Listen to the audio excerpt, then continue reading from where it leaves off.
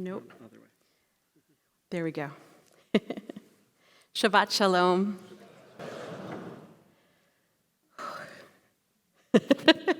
It feels so funny speaking in the sermon spot, I gotta say. We are just so blessed, so lucky to have the extraordinarily talented Yoni Avi Battat join us for worship this evening. You've heard his magnificence, truly. You might recognize him as he is not new to our makom, to our sacred space.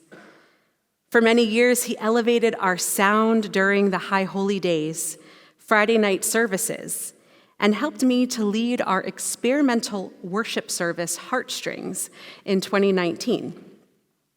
Or perhaps you saw him as a touring cast member and violinist in 2021 to 2022 in one of his 250 performances of the popular Broadway production, The Band's Visit. He is a composer, educator, prayer leader, and a master of the viola, violin, oud, and voice. But most of all, it's just so nice to have our friend Yoni back on the bima. What is exceptionally meaningful about Yoni's program tonight is that it will remind us that we are composed of fragmented identities. As Jews, our roots stem from all parts of the world, and our traditions, practices, and sounds have expanded to include influences from outside cultures. But how do we take these parts and mold them into one cohesive Jewish identity? Yoni's blend of Iraqi and Polish Jewish identities have impacted his Jewish journey and his perspective on Jewish sound. And tonight, we will hear how he has reconciled the two to present something beautifully unique, yet ancient and familiar to our community. As tonight's special musical guest, Yoni brings not only captivating melodies, but also a profound message about the rich tapestry of Jewish culture. His music transcends boundaries, weaving together Arab Mizrahi music and the soundscape of American Jewish life. Shabbat Shalom. We will learn more about his work and his story at 8 p.m. when he presents Fragments to our community, a musical exploration of his ancestry and how he found healing around his fragmented identities. Thank you for being with us tonight, Yoni.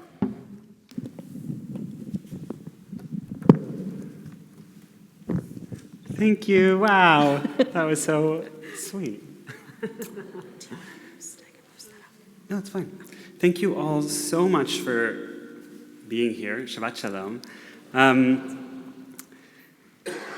It's really sweet to be back here in this beautiful space and with these just dear people. So I'm just feeling a lot of gratitude right now.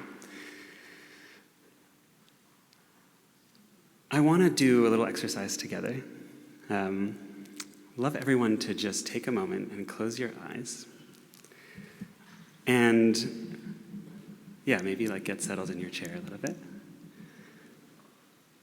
And call to mind a person, maybe it's an ancestor, maybe it's a dear friend, someone who has had an impact on your life.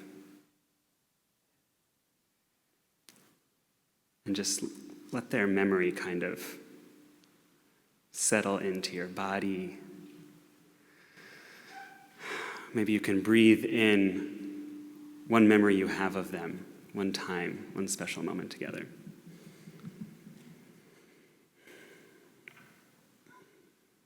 Okay, you can open your eyes. For me, I was just thinking about my grandmother, Violet. Violet was born in Baghdad, and during her life in Israel, after coming to Israel in the 1950s, she had a career on the Arabic language radio station in Israel, Kol Yisrael Ba'aravit. And I knew her until I was about 10, and I have these really beautiful kind of sensory memories of her, not particular exact memories, but it's more of like a feeling that I get when I think about her. Can anyone relate to that? A feeling you get when you think about someone. And she was an important link for me to my ancestry, to my Iraqi roots. And unfortunately, I didn't grow up in a community where that part of my identity was really uplifted. I didn't have the chance to hear the music of my ancestors in a synagogue, for example. I tasted some of the dishes, I heard a little bit of Arabic that my grandparents spoke. But for the most part, I grew up not so connected to that part of my ancestry.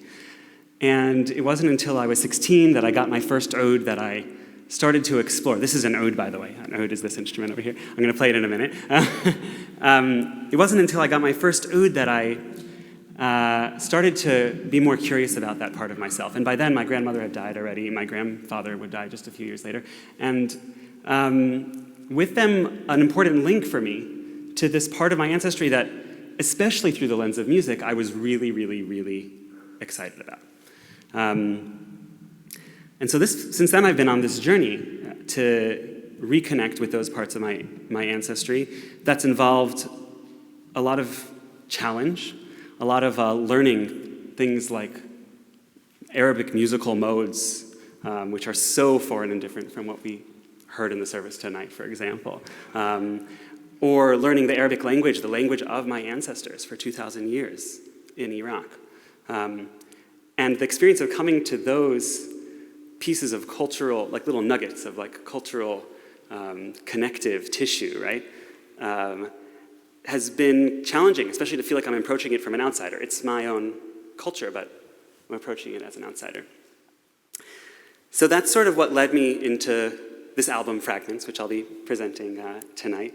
And so I want to share with you just a little snippet of a song from the album, and if you come back later at 8 o'clock, I'll be performing it with a full band over here, and Jesse Shevin is going to join me on percussion right now.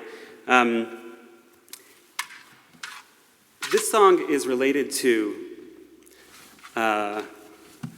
what I talked about at the beginning, about calling in an ancestor and imagining them there. The lyrics begin in Arabic, and then they transition to Yiddish and then Hebrew.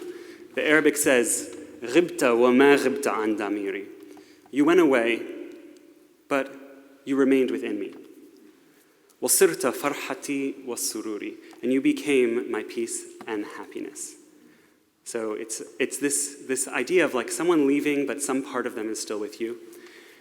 And then that comes from a Sufi poet, actually, from the 10th century, named Mansur al-Hallaj. And then the second part is in Yiddish, comes from a 1960s poet named Arne Zeitlin, which says, "Chveis, keiner darf mich nicht afatem oilam." I know, no one needs me here in this world. Mich, werter Bettler auf dem jüdischen Beis Olam.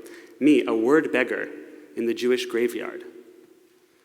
Wer darf a Lied und noch dazu auf Yiddish? Who needs a song, especially one in Yiddish? And then I brought in a small piece of Jewish liturgy that comes from Kohelet, from Ecclesiastes. It says, "Ki rov ma'asenu tohu, ve'yemei haynu hevel lefanecha." The days of our lives, most of our deeds are meaningless, and the days of our lives are like vapor before you. So bringing in absence and presence, connection, here's a little bit of vapor.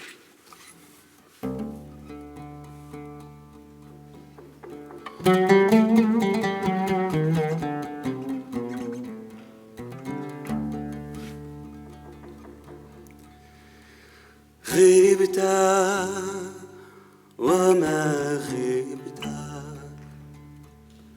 عن ضميري وصرت فرحتي وسروري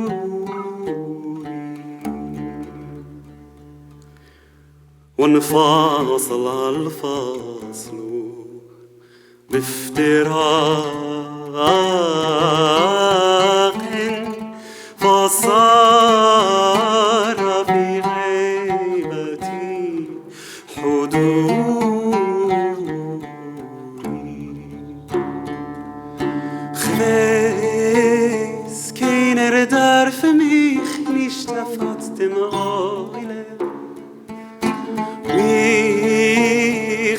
der Bettler auf dem jüdischen Beisole, wer der verliebt und noch dazu auf Jiddisch, Kirov Maaseinu Tohu, בימי חיינו הבל לפניך.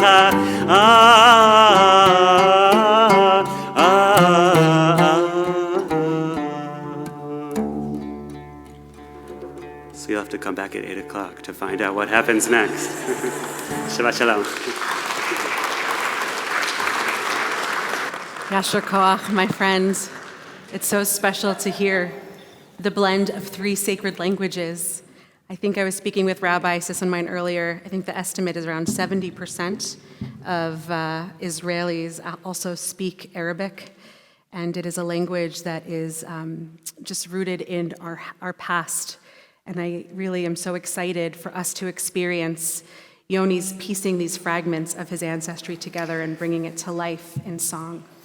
Yeah, just for the numbers. So the American Jewish community is 4% Mizrahi Sephardic, 96% Ashkenazi. Raise your hand if you're from Poland. In America, 96%. Very different than in Israel.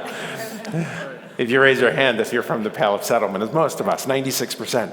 But in Israel, it's 55% is what I read. Have you read a different number? Sephardic Mizrahi. What's that? And many are mixed, exactly. So when they do surveys of like a grouping, most are there through intermarriage and stuff, tremendous mixing.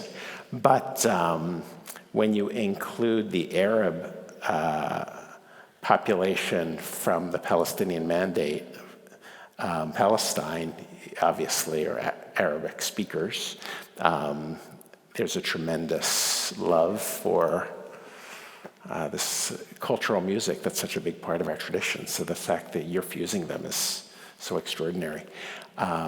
So let us now continue in our service, page 586. If you're able, please rise for the Aleinu.